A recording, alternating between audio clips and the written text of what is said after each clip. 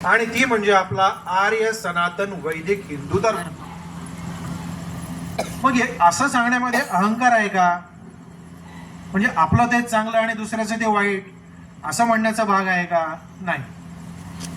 तर सोनं ते सोनंच असतं, चांदी ती चांदीच असते, आणि लोखंड ते लोखंडच असतं, तांबा पितळच असतं. निघालंय त्यांची तुलना होऊ शकत नाही. पण आजचा जमाना असा आहे की सोन्याला सुद्धा मी सोनं आहे हे सांगावं लागतं, त्या सोन्याचा सुद्धा कस लावावा लागतो. सोन्याचे भाव खूप वाढले दादा, आणि त्यामुळे सोन्याकडे बघणं दुरापास्त झालं आहे. पण हे जे धर्माचं खरं सोनं आहे याचा भाव थोडासा डाऊन होतोय, आणि तो कसा आपल्याला वाढवता येईल या दृष्टीने आपण विचार करूया. आणि हे आपल्या सगळ्यांचं कर्तव्य आहे. मी काय करू शकतो? मी तर सामान्य माणूस आहे, मी सामान्य बाई आहे, मी गृहिणी आहे, मी शिक्षिका आहे, मी नोकरीला आहे, मी व्यावसायिक आहे, मी नोकरी करतो, मी तर आता 65च्या वरती झालो आहे, मी ज्येष्ठ नागरिक झालो आहे.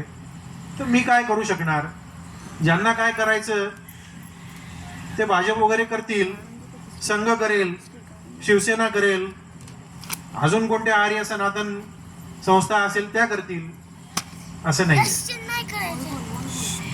हे जे काही आहे हे आपल्या सगळ्यांचं कर्तव्य आहे की मी धर्मासाठी काय करू शकतो, आणि त्यासाठी आपला धर्म काय हे आधी आपण समजून घेतलं पाहिजे. धारणात धर्म, धर्माची अगदी साधी व्याख्या आहे की आपल्याला सगळ्यांना लहानपणापासून जे काही शिकवण्यात आलेलं आहे की तुम्ही माणूस म्हणून कसं वागलं पाहिजे, तुमचा मुलगा म्हणून काय कर्तव्य आहे, तुमचं पती म्हणून काय कर्तव्य आहे, तुमचं बाप म्हणून काय कर्तव्य आहे, आणि लेडीजच्या बाबतीमध्ये तुमचं मुलगी म्हणून काय कर्तव्य, तुमचं पत्नी म्हणून काय कर्तव्य, तुमचं सून म्हणून काय कर्तव्य, तुमचं समाजात काय कर्तव्य, हे सगळे जे नियम आपले पूर्वापार घालून दिलेले आहेत, या नियमांचं पालन करणं म्हणजेच धर्म आहे. अगदी सोपं. मग तो पती धर्म, तो पत्नी धर्म, तो भ्रातृधर्म, हे सगळे धर्मच आहेत. आणि म्हणून धर्म म्हणजे मोठ्या मोठ्या पुस्तकांमध्ये काहीतरी जे संस्कृतमध्ये लिहून ठेवलेलं आहे, जे आपल्याला कळत नाही सर्वसामान्य माणसांना, तो धर्म आहे असा काही भाग नाही. धर्म हा आचरणशील आहे. आचरणात जो येतो तो धर्म, जो पुस्तकात पडून राहतो तो धर्म नाही, तो थिओरिटिकल धर्म झाला. जो आचरणात येईल तो धर्म. आणि प्रभू श्री रामचंद्राच्या बाबतीमध्ये काय म्हटलं आहे की रामो विग्रहवान धर्म.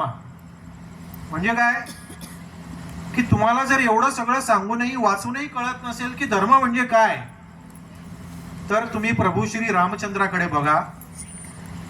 आणि प्रभू श्री रामचंद्र जे जे वागले लहानपणापासून तर शेवटपर्यंत, त्या प्रत्येक गोष्टीला धर्म असं म्हणतात. म्हणजे राम लहान असताना मुलगा म्हणून जे वागला तो त्याचा मुलगा म्हणून धर्मच होता. मग तो सीतेच्या बाबतीत जे वागला तो पती म्हणून त्याचा धर्म होता. तो लक्ष्मणाच्या बाबतीत जे वागला असेल तो त्याचा भ्रातृधर्म होता. तो राजा म्हणून जो वागला तो त्याचा राजधर्म होता. अशा प्रकारे रामाचं जे जे सगळं वर्तन आहे ते वर्तन म्हणजेच धर्म आहे. इतकी सोपी व्याख्या जगाच्या पाठीवर कुठेही नाही. आणि हा आमचा आचरणशील धर्म आहे. हा आचरणात आला तरच त्याला धर्म म्हणता येईल. आणि म्हणून इतका सूक्ष्म विचार आमच्याकडे केलेला आहे. तुम्हाला सांगतो की आपल्याकडे चतुर्विध पुरुषार्थ मानले, धर्म, अर्थ, काम आणि मोक्ष. म्हणजे आपण एखाद्या फळाचे 4 भाग करावेत तसे या मानवी जीवनाचे 4 भाग करून टाकले.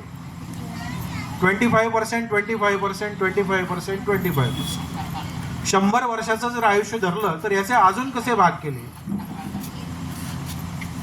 की मग त्यांनी म्हटलं की आश्रम व्यवस्था आणली. पहिली 25 वर्ष ब्रह्मचर्य आश्रम, त्याच्या पुढची 25 वर्ष 25 ते 50 गृहस्थाश्रम, त्याच्या पुढचे 50 ते 75 वानप्रस्थाश्रम आणि सर्वात शेवटचा 75 ते प्रभू श्रीराम बोलवेपर्यंत जो आहे 100 वर्षापर्यंत, तो संन्यास आश्रम. आता जे वानप्रस्थाश्रमात असतील 50 पासून ते 75 पर्यंत, त्यांचं काय कर्तव्य आहे की घरात राहून संसारातून मुक्त होण्याचा प्रयत्न करणं. म्हणजे मग सासू सोन्याचे क्लॅश होत नाहीत आणि सास भी कभी बहू थी क्या बहू भी कभी सास थी काय ते अशा सिरियल्स बघाव्या लागत नाही. आणि पहिली 25 वर्ष ब्रह्मचर्याश्रमच पाळायचा आहे, त्याच्यामध्ये विद्यार्जनच करायचं आहे. हे जर आपल्या तरुण पिढीने पाळलं तर किती प्रश्न सुटतील. मग आपोआप लव्ह अफेअरचे प्रश्न सुटतील, लव्ह जिहादचे पण प्रश्न सुटतील. कारण तुम्ही 25 नंतर जे करायचं आहे ते तुम्ही अगदी 17, 18 नव्हे, शाळेपासून 7वी, 8वी, 9वी पासून जर गर्लफ्रेंड नसला किंवा बॉयफ्रेंड नसला, गर्लफ्रेंड नसली, बॉयफ्रेंड नसला, तर तो मुलगा किंवा मुलगी अडाणी आहे, जगाच्या मागे आहे असं समजायची वेळ आलेली आहे. अतिशयोक्ती अजिबात नाही. म्हणजे आपण कुठे आलेलो आहोत, कुठे जातो आहोत आणि आपण चुकीच्या मार्गाला का जात आहोत. कारण हे असं काहीतरी आश्रम 4 आहेत, हे जर आमच्याच पिढीला माहिती नसेल तर आमची पिढी नवीन पिढीला हे कुठून सांगणार की बाबा रे, आपल्या आर्य सनातन वैदिक संस्कृतीमध्ये पहिले 25 वर्ष तुला फक्त अभ्यासच करायचा आहे आणि ब्रह्मचर्याश्रम पाळायचा आहे.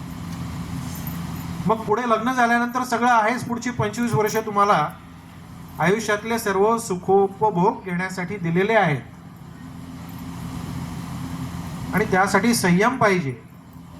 आणि जर तुम्ही या वयात करिअर केलं नाही तर काय होतं, मग फक्त डिग्री मिळते कशी बशी, स्किल मिळत नाही आणि त्या डिग्रीचा व्यवहारात काहीही उपयोग होत नाही. आणि म्हणून तुम्ही ग्रॅज्युएट होता, डबल ग्रॅज्युएट होता, नेट होता, सेट होता, तरी सुद्धा तुम्ही आयुष्यात कुठे सेट होत नाही. तुम्हाला कुठेतरी एखाद्या संस्थेमध्ये 2, 5, 7, 8, 10 हजारावर काम करावं लागतं. नाही तर मग 40, 50 लाख रुपये भरून शिक्षकाची, प्राध्यापकाची नोकरी कुठेतरी मिळवून घ्यावी लागते. हे का होतं?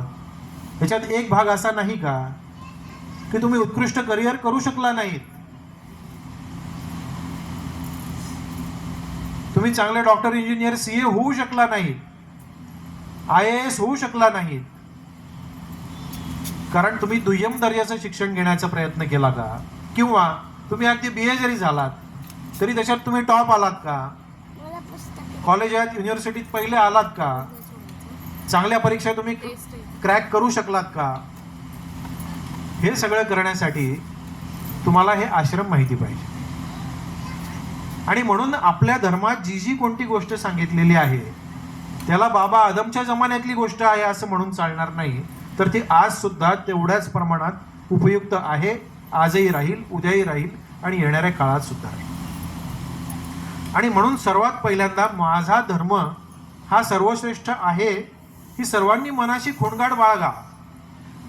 आणि जे कोणी अंधश्रद्धा निर्मूलन समितीवाले, नतद्रष्ट लोक तुमच्या प्रत्येक सणाला येऊन तुमचं खच्चीकरण करत असतील, होळीत येऊन तुम्हाला सांगत असतील की रंग खेळू नका, पाणी नासू नका, दहीहंडीत येऊन तुम्हाला सांगत असतील की अरे हे काय करताय तुम्ही, ते दही वगैरे, काला वगैरे वाया जातो, नृत्य करू नका, दिवाळीत तुमच्या घरी येऊन सांगत असतील आणि शाळांमध्ये जाऊन विद्यार्थ्यांकडून प्रतिज्ञापत्र भरून घेत असतील की या दिवाळीत आम्ही फटाके फोडणार नाही, मग काय मातम मनवणार, सुतक पाळणार. म्हणजे हिंदूंच्या प्रत्येक सणाला जाऊन अपशकुन करायचा, अशी जी काही नावाने हिंदू असणारी पण मनाने आणि धर्माने हिंदू नसणारी जी लोक आहेत, नतद्रष्ट लोक, यांच्यापासून सावध राहिलं पाहिजे. कारण ही लोक कधीही उर्दू शाळेमध्ये जाऊन या ईदला आम्ही बकरा कापणार नाही असा फॉर्म भरून घेत नाही. जे काही सांगायचं आहे सुधारणेच्या नावाखाली सांगायचं आहे, पण मूळ हेतू खच्चीकरणाचा आहे. या नालायक नतरष्ट लोकांना, दुष्ट लोकांना समजून घेतलं पाहिजे आणि तिथे आपल्या धर्माचा आपण अभिमान दाखवला पाहिजे. आणि त्या शाळेतल्या शिक्षकांनी, मुख्याध्यापकांनी, नवे विद्यार्थ्यांनी सुद्धा त्यांना उठून हे प्रश्न विचारले पाहिजेत की तुम्ही उर्दू शाळांमध्ये जाऊन असं काही सांगता का? ख्रिश्चन शाळांमध्ये जाऊन तुम्ही सांगता का की सांता क्लॉज वगैरे नाटकं बंद करा, रात्री लोकांची झोपमोड करू नका?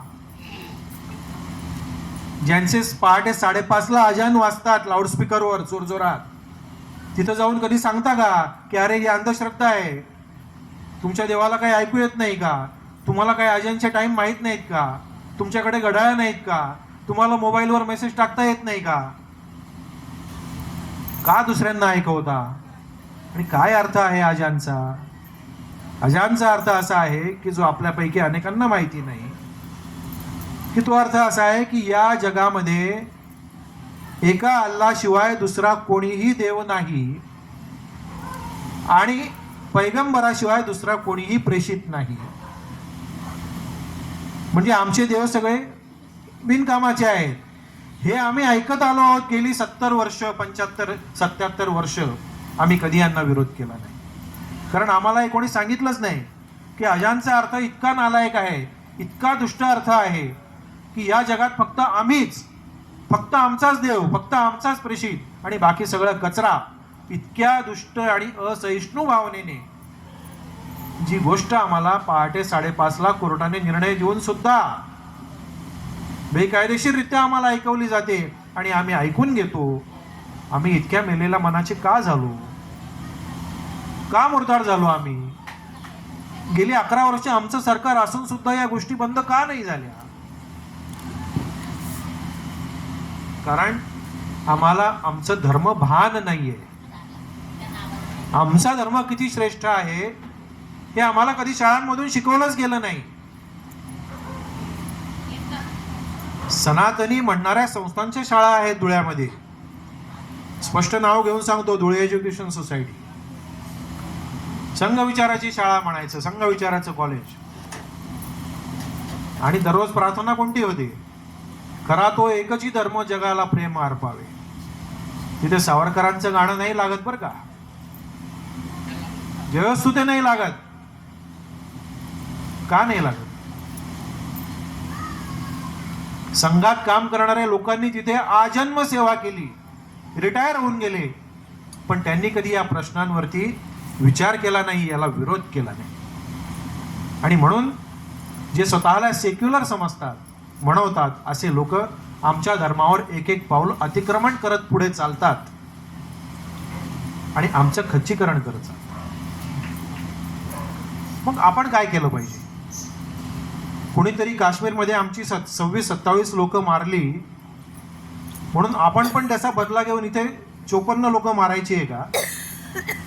नाही. आम्हाला शस्त्र उचलण्याची गरज नाही. आम्हाला त्यांच्यासारखं पत्थरबाज सुद्धा व्हायचं नाही. आम्हाला त्यांच्यासारखं सकाळी 5:30ला दुसऱ्यांची झोपमोड करायची नाही. आणि आमचा एकच श्रीकृष्ण किंवा आमचा एकच श्रीराम आहे आणि बाकी सगळे तुमचे देव चिल्लर आहेत असं आम्हाला ओरडून ओरडून सांगायचं नाही. आम्हाला फक्त एवढंच करायचं आहे की आम्हाला आमच्या धर्माचा नीट अभ्यास करायचा आहे. आमच्या मुलांना थोडीशी भगवद्गीता शिकवायची आहे आणि शिकवता शिकवता आम्हाला पण शिकायची आहे की जे आमचं शिक्षणात, नोकरीमध्ये, व्यवसायामध्ये जे राहून गेलं आहे, आमचं दुर्लक्ष झालंय.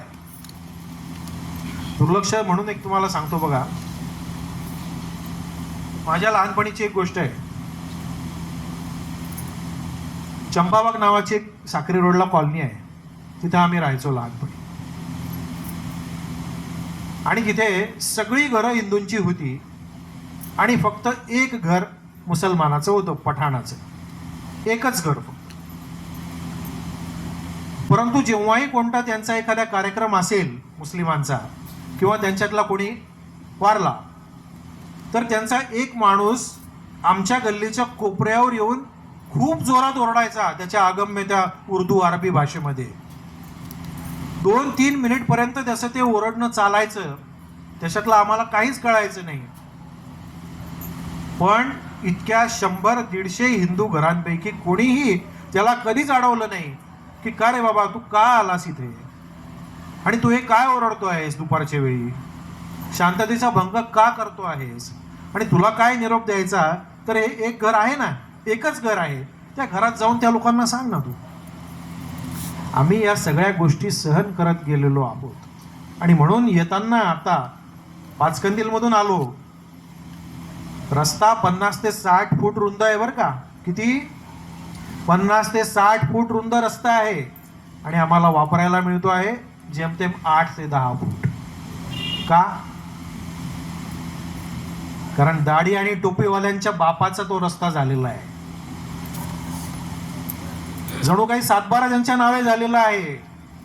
त्यांची 2री, 3री, 4थी पिढी सकाळपासून रात्रीपर्यंत तिथे लॉऱ्या लावून रस्ता अडवून बसलेली आहे आणि एकही माईचा लाल, कोणीही कलेक्टर, कोणीही आयुक्त, कोणीही SP, कोणीही आमदार, कोणीही खासदार त्यांना तिथून हटवू शकत नाही. का नाही हटवू शकत? कारण आम्हीच कधी मागणी केली.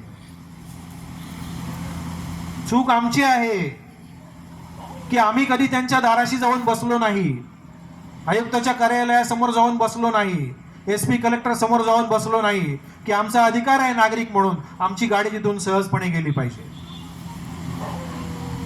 आणि याच्याही पुढे जाऊन तुम्हाला सांगतो, 15 ते 20 रुपयाची फक्त पावती असते लॉरीवाल्यांना. किती? एका दिवसाला 15 ते 20 रुपयाची पावती. हे हरामखोर ती पावती सुद्धा फाडत नाहीत. नाही फाडणे की बस. तो पावती फाडण्याचा ठेका ज्याने घेतलेला असतो ना, तो सुद्धा शेपूट घालून निघून जातो. नाही मागत त्यांच्याकडे, तो फक्त आमच्या हिंदू लॉरीवाल्यांकडून घेतो. याच्यात एक अक्षर सुद्धा खोटं नाही. त्यांच्यापैकी जे देतील, जो देगा उसका भला, जो न देगा उसका भला, या पद्धतीने. पण तू का देत नाहीस असं त्यांच्यापैकी एकालाही विचारण्याची कोणाची हिंमत नाही. आम्ही नावाला बहुसंख्याक आहोत आणि बहुसंख्याक असून आम्ही इतके गये गुजरे आहोत की आम्हीच पीडित आहोत. या देशामध्ये 75 ते 80% हिंदू असताना या देशात हिंदुत्ववादाची काय गरज आहे? कशाला पाहिजे भाजपा? कशाला पाहिजे शिवसेना? कशाला संघ पाहिजे? कशाला सनातन संस्था पाहिजे? अहो, तुमची नुसती संख्या दिसली तरी बाकी सगळे घाबरून पळतील, पत्थरबाजी करू शकणार नाहीत. पण आम्ही एकत्रच येत नाही. कारण माझा धर्म आर्य सनातन वैदिक हिंदू धर्म आहे असं म्हणायची आम्हाला संधीच मिळत नाही. मी ब्राह्मण, मी मराठा, मी कुणबी, मी अमुक, मी SC, मी NT, हे सगळे आमचे तुकडे तुकडे तुकडे करून टाकले. आणि मग आम्ही आरक्षणासाठी लढू शकतो, पण आमच्या सन्मानाच्या आणि आमच्या माय बहिणींच्या अब्रूच्या रक्षणासाठी आम्ही लढू शकत नाही. आम्ही आरक्षणासाठी लढतो. काय झालं? नागपूरमध्ये काय झालं? नाशिकमध्ये काय झालं? नाशिकमध्ये रात्री 12:30 वाजता 1,500 लोक दगड मारायला जमू शकतात. का? तर अतिक्रमण पाडू नका. नागपूरमध्ये पुरुष पोलिसांचा हात तुटेपर्यंत कुऱ्हाडीने घाव केले. महिला पोलिसांच्या अब्रूवर हात टाकला गेला.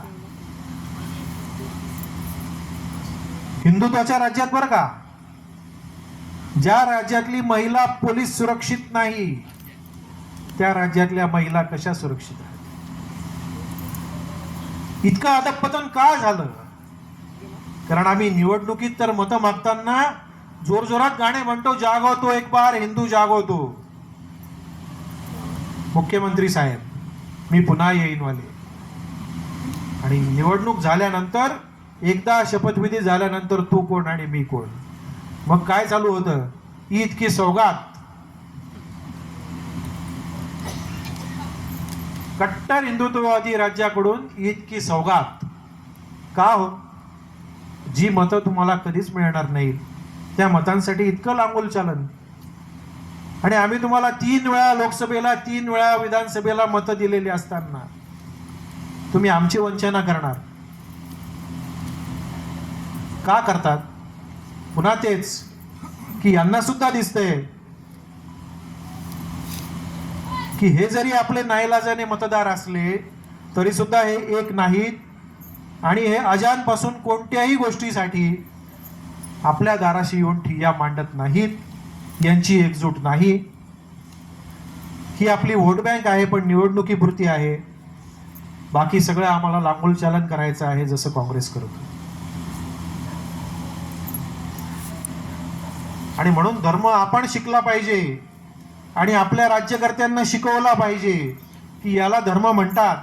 आणि म्हणून त्यासाठी आपण सर्वांनी नुसतं हिंदू असून चालणार नाही, आपण हिंदुत्ववादी हिंदू झालं पाहिजे. आणि मग हा हिंदुत्ववाद म्हणजे काय? पुन्हा आपल्या मूळ प्रश्नाकडे येतो की हिंदुत्ववाद म्हणजे नेमकं काय असतं. तर ते हे असतं की आपल्या संस्कृतीचा आपल्याला स्वाभिमान असला पाहिजे.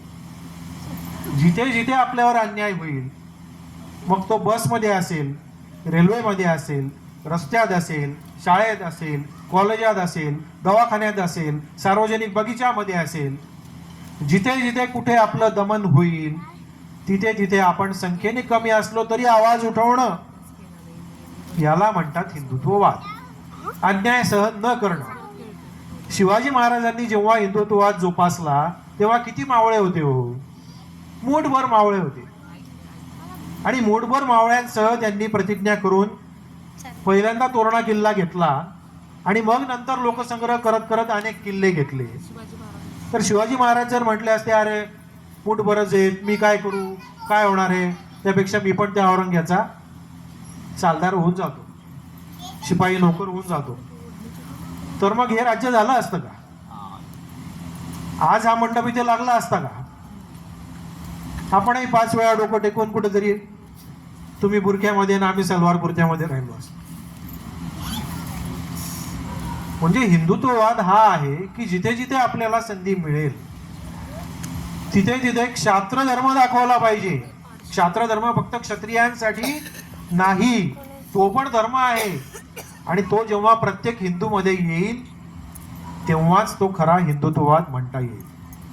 आणि आपल्यातल्याच अनेक लोकांना हा फार मोठा एक इन्फेरियोरिटी कॉम्प्लेक्स आहे, गंड आहे मनामध्ये, न्यूनगंड आहे की मी जर हिंदू हिंदू केलं तर मला कोणी अरे काय धर्मांध आहे, सारखा हिंदू हिंदू करतो. आपल्याला गांधीने काय शिकवलंय? ईश्वर अल्लाह तेरो नाम. खरं आहे का तसं भजन? हे भजनाचं विकृतीकरण आहे. हे भजनामध्ये घुसडलेले शब्द आहेत. जसे संविधानामध्ये सेक्युलर आणि समाजवादी शब्द घुसडले इंदिरा गांधीने, त्याची सुरुवात ती गांधीने केलेली आहे की आमच्या भजनामध्ये ईश्वर अल्लाह घुसडून दिला.